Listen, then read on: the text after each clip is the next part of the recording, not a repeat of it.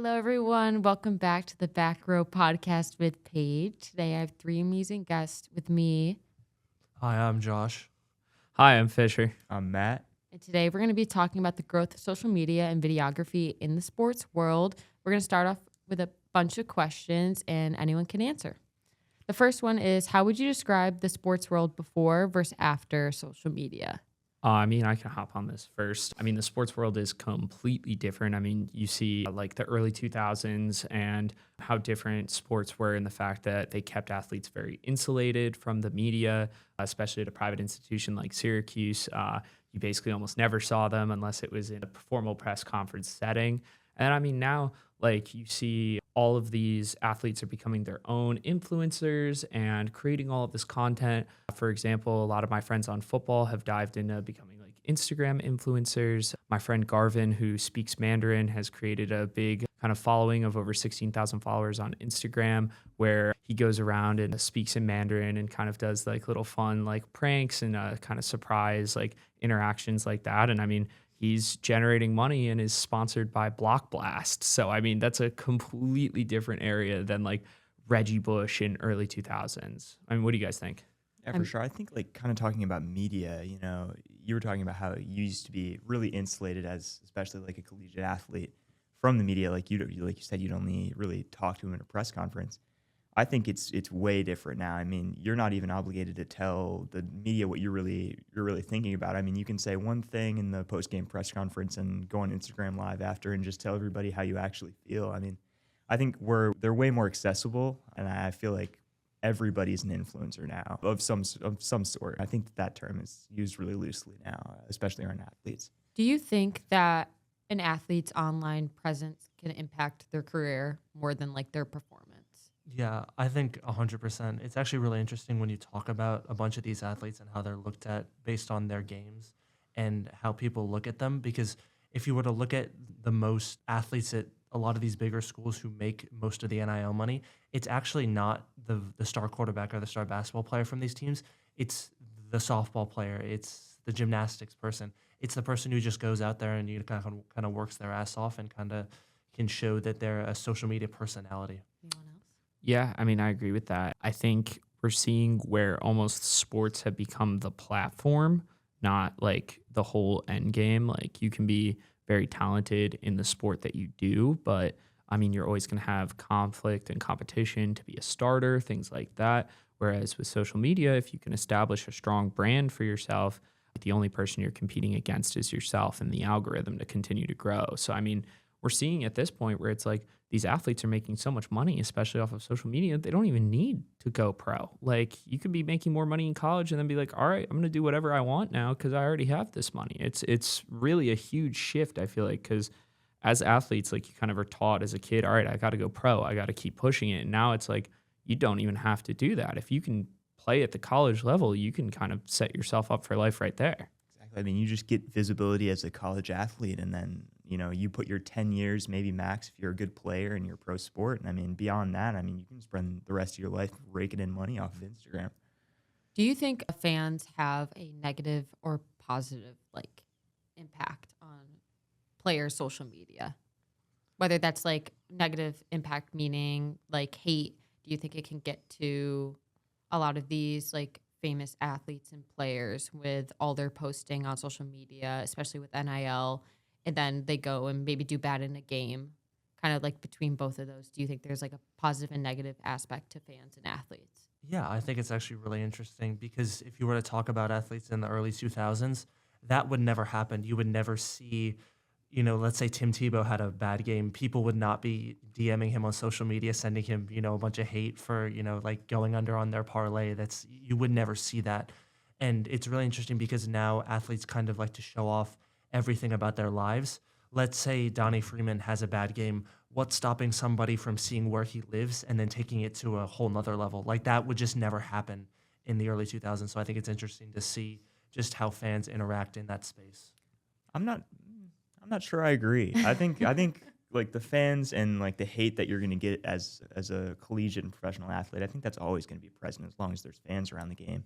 Like even in the early 2000s, some of the games that Tebow was playing, I think I remember a specific one where he went to Tennessee, got his phone number leaked before the game, got like well over 10,000 text messages saying, I'm gonna kidnap your family, all these crazy like death threats. I mean, I think that that's always been a part of the game. I think it's just way more visible now because, like, what are you going to do after the game? Open Instagram. And that's going to be the first thing you're going to see is all the, like, you're going straight to his Instagram account and you're seeing the comments. I mean, if he has a bad performance, it's going to be filled with some crazy stuff. So, Yeah, I mean, I think that's the challenging thing is, yeah, there's always been fans around the game. There's always been hate, but like, yeah, very different when, back in the 80s and 90s, you were receiving letters being like, you suck versus, Tebow, like in the dawn of like having a smartphone to now. I mean, I know athletes have to have a little bit of training and like, hey man, don't be looking at those Instagram comments. Don't be looking at those DMs. Like, cause that's definitely something challenging for the mentality and the psyche. And I mean,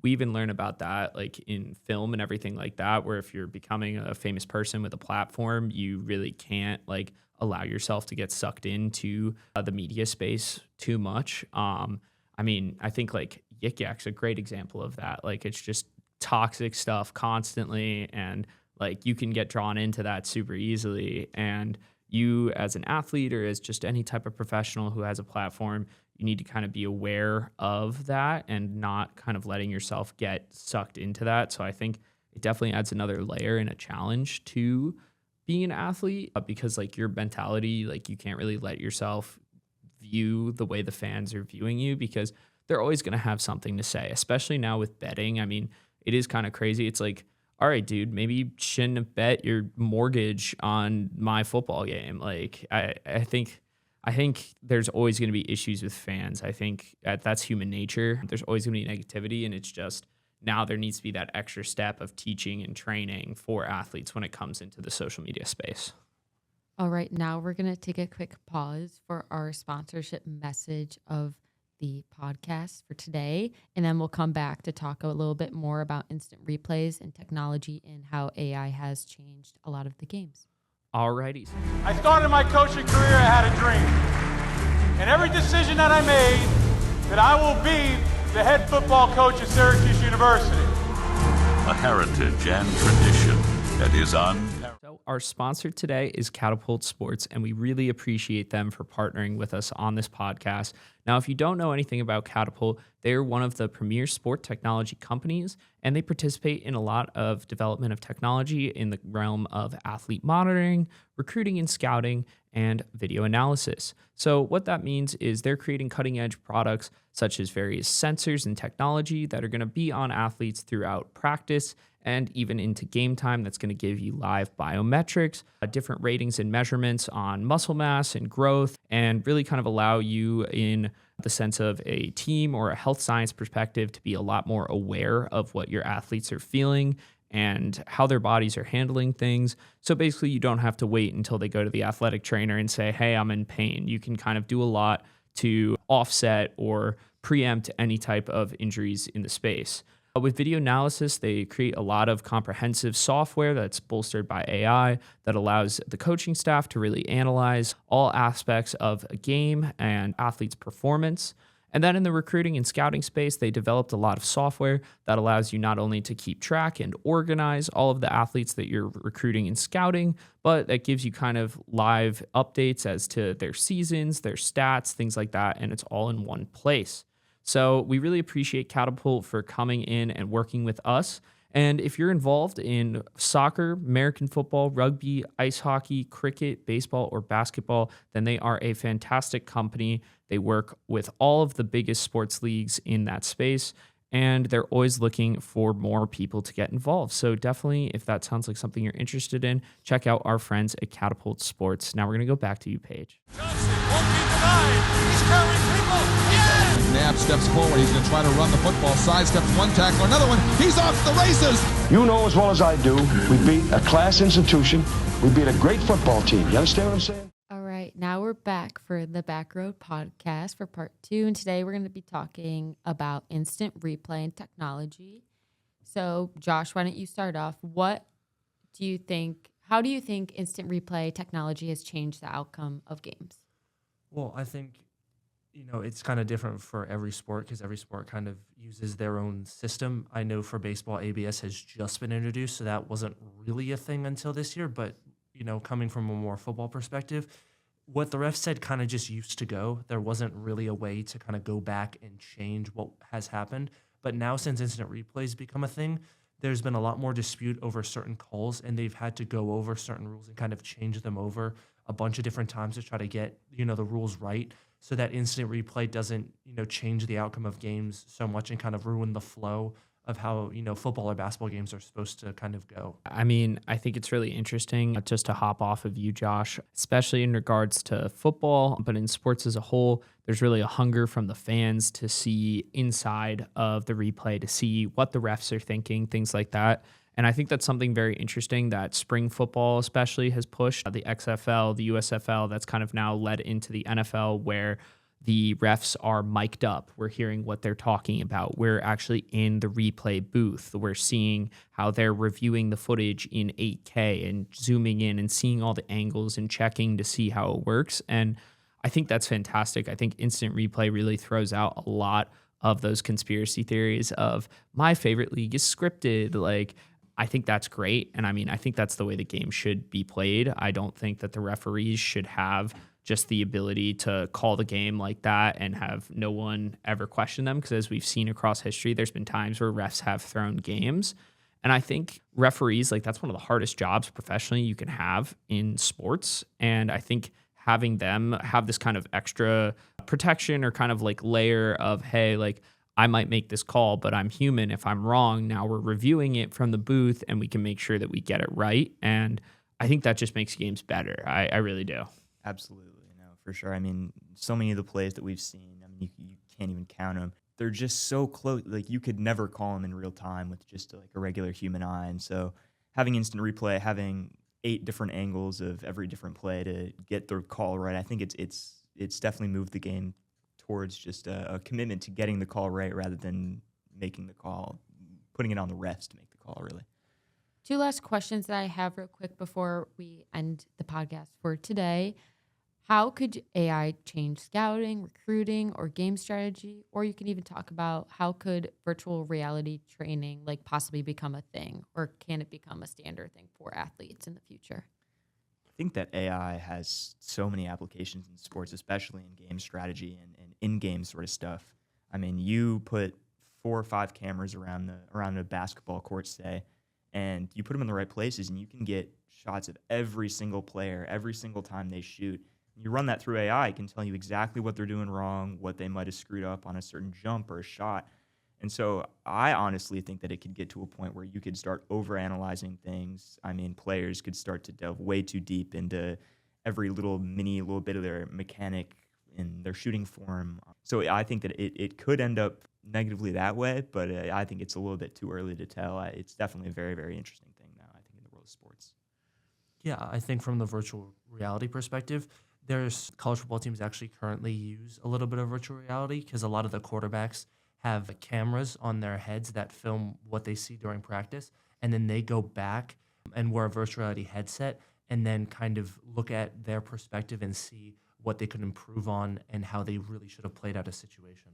Yeah. First off, I mean, AI is changing the game, no pun intended, all over the place. With AI now, you're having these kind of augmented systems that, again, are really allowing you to expand your ability on scouting, recruiting, game strategy. Like now with AI, you're basically able to use that as a recruitment scout to see everybody in the entire country. Like you might find a guy who goes to community college in Indiana and he's balling out, and because the AI picked him up, like in reviewing all these play footage of every team across the country, now he's going to be discovered. So, I mean, I think it's a very unique space we're entering where I feel like AI is just going to help grow the game in the sense. I don't feel like I see in the world of sport AI taking away people's jobs.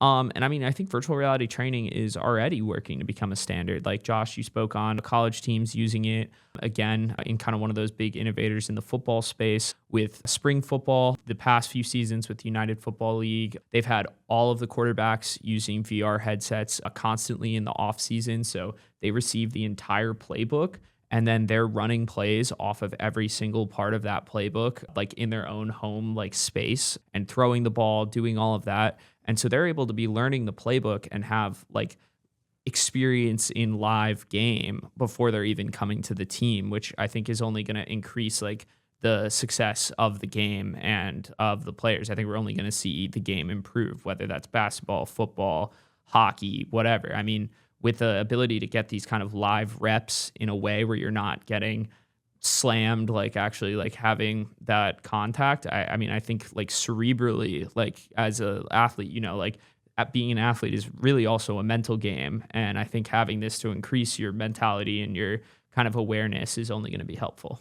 I mean, the closest that can get you to being in the game without being in the game, I think just broadens the horizon for how you train and how good of an athlete you can become. Yeah, I mean, especially as like a bench player for any game. Like, I mean, for basketball, like if you're locked in, like practice, doing this virtual reality stuff as well on the side, like that only just makes you better and more prepared to come in when you have to. Well, Matt, Fisher, and Josh, thank you so much for being my guest today for the Backrow podcast with yours truly. I've had a great opportunity and chance to ask you all questions about the growth of social media and technology in the sports world. And we will see you tomorrow for the next podcast and with the next guest. Awesome. Thank you so much for your time, Paige. So much. Yeah, thank you. I don't believe it. We need to make this place the hardest place to play in the country. We need you. We need everyone. This is our state, our town, our team, and we gotta win.